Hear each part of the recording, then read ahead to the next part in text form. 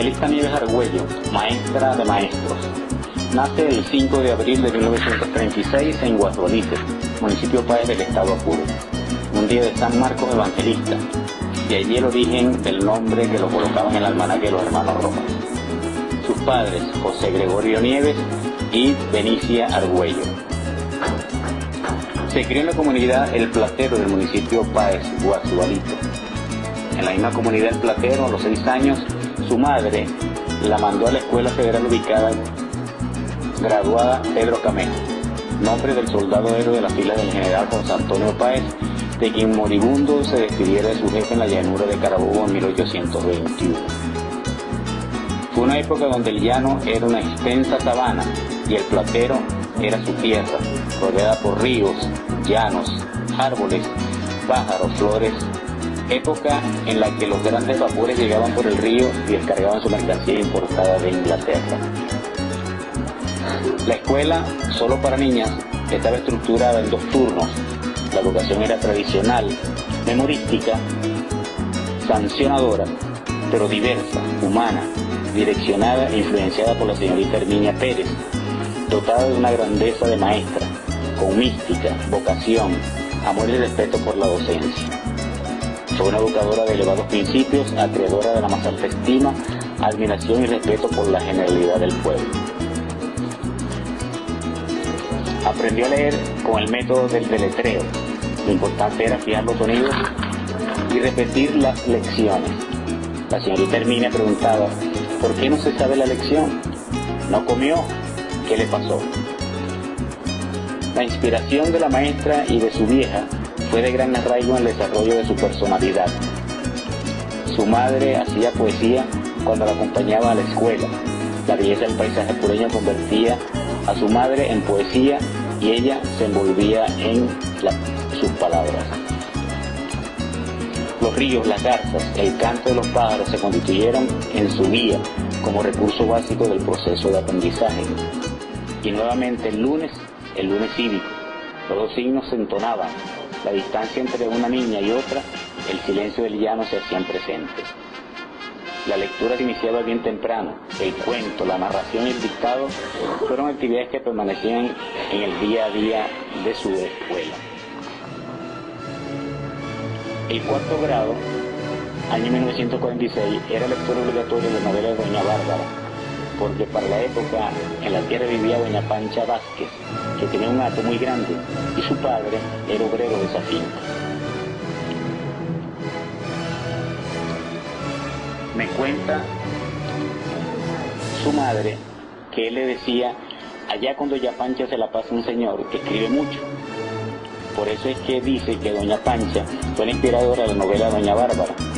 Ella era una mujer de un carácter muy fuerte. El ejercicio constante con el uso de aspectos gramaticales, el punto, la coma, el asterisco, signos de admiración, las 4 operaciones básicas en matemáticas debían aprenderse. Dramatización y demostración de hechos fueron estrategias fundamentales en ciencias sociales con apoyo de los elementos de la naturaleza, ríos, bosques, fauna, sonidos. Las tareas para la casa ayudaban a reafirmar el aprendizaje. La mamá fue de gran apoyo. Ella le ayudaba en las tareas, la preparación en primaria, habilitaba para ocupar un cargo. Su mamá, cuando estudió, le enseñó no solo a leer, sino también a coser, bordar, que por cierto lo hacía bellísimo. Desde las aulas de primaria nació su vocación de ser maestra, teniendo como modelo a la señorita Herminia.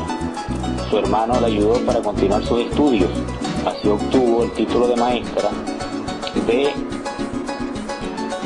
educación primaria en Valencia, estado Carabobo.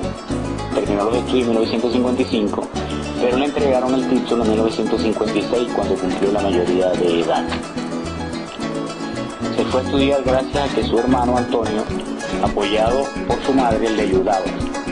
Él se puso en contacto con una señora de apellido González, familia del profesor González en Guasdualito, y le pidió que para que ella viviera en su casa de Valencia. La señora dijo que sí, pero resulta que la puso a trabajar con muchachos de servicio doméstico. Ella planchaba, lavaba, hacía las empanadas y el café, que vendía en una bodega que ella tenía. Esto hacía que se levantara a las 2 de la madrugada para dejar todo listo e irse a la escuela. Comía panelitas de San Joaquín, que era lo más barato, y estudiaba con una vela hasta altas horas de la noche. Esto le enseñó a planificar para poder lograr sus propósitos, lo contrario era fracasar. Para el año 1966 recibe el título de profesor de educación normal en la especialidad castellano, literatura y latín, título que convalidó en la UPEL en 1993. Como maestra se inició en Barinas en la escuela privada Eduardo Delgado Fuentes. La experiencia fue muy buena y le permitió entender y aplicar lo relativo a la práctica del hecho educativo, esencial, al descubrir debilidades en el inicio de la formación como maestra en la acción concreta del aula de clase. Ella recuerda algunas vivencias significativas. Entre marzo y abril era obligatorio asistir a los desfiles de la Semana de la Patria, creado por Pérez Jiménez. Los ensayos se hacían en la avenida 23 de enero, llamada en esa época Avenida Los Bambúes. Asistió con sus alumnos a la inauguración del Hotel Llano Alto de la CONAUTU el 6 de enero de 1957, hoy día sede de la UNEYES. A mediados del año 1957 regresó a Caracas y trabajó al año siguiente en el Colegio Santísima Trinidad. El 1 de octubre de 1960 le dan el cargo como maestra preceptora y trabajó en el Cerro El Amparo, en la escuela unitaria. Visitas obligatorias eran actividades necesarias en el proceso de aprendizaje. Monumento de Bolívar, Catedral de Caracas, Panteón Nacional, entre otros. Entre 1966 y 1978 trabajó en Maracay en la Escuela de Comercio Industrial Andrés Bello. Las artesanías y artes industriales eran trabajos de construcción diaria. Le dio clase a mucha gente importante de la ciudad, lo que le permitió tener muy buenas relaciones sociales en círculos militares. Le dio clases al hoy famoso cantante Cristóbal Jiménez. Con él hizo un gran trabajo con los estudiantes, enseñándoles el amor por la música llanera y crear una área de cultura donde él, como estudiante, contribuía de manera eficaz a estimular a los muchachos. Ella montó una obra de teatro llamada El Cristo de las Violetas, con la que se representaba a la escuela ganando premios y reconocimientos. Fueron un verdadero honor para ella. Como era una época donde no existía el internet, no había grabadores y tenemos que escribir mucho y rápido, se dedicó a aprender taquigrafía y le encantaba dar fonética, latín, griego y física articulatoria, es decir, mover todos los órganos para producir sonidos. Ingresó luego por contrato en 1978 a la Universidad Ezequiel Zamora, a solo un año de haberse iniciado la primera corte de estudiantes.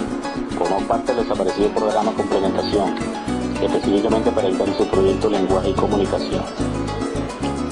Formó parte de la comisión que creó el programa de educación y en 1983, cuando el programa nace, como tal, pasó a formar parte de la planta profesional de este programa. Preparó los cursos de Lenguaje y Comunicación, Vivencial, Lengua Española y Lectoescritura. En 1989 es nombrada jefe en su programa Ronafor, similar a la que hoy se llama Misión Sucre. En ese periodo de vida profesional universitaria obtuvo el título de magíster en docencia universitaria en el año 1991. Aprendió a estudiar la lengua indígena, quechua y el verbo yarudo, sobre todo en lo relativo a gramática. Allí se elaboraban módulos de aprendizaje, videos, ensayos, libros publicados en coautoría con la profesora Alba de Salazar, llamados Amores del Gran Sembrador de la UNEYES y la Universidad que Siembra, que es una memoria de la institución. Fue condecorada con el ensayo ganador, 100 años de pasión, en homenaje de Líricas Letras, en el primer concurso literario de la UNEYES. También escribió el discurso de Zamora, poemarios escritos, arados y semblanzas de Zamora. Fue condecorada con la Orden Rodríguez Domínguez en primera clase en 1992. Hoy, a los 73 años de vida, continúa asesorando trabajos de grado, escribiendo sus poemas. Profesor emérito de la UNEYES a partir del 27 de mayo de 1993. La libertad de escoger la ocupación es la que comunica alegría y satisfacción. Por esa libertad de haber seleccionado un trabajo de maestro, ha recibido el más alto galardón de conquista espiritual. Es el de haber servido a la patria en la formación de sus hijos con una concepción que dignifica al hombre en lo moral y en lo intelectual. El trabajo ha representado para ella páginas históricas de crecimiento, de constante esfuerzo y de sabias experiencias, que han hecho el espíritu de la grandeza vocacional y de ejemplo a las venideras generaciones. Palabras dirigidas al Consejo Directivo de la ONG con motivo de su jubilación.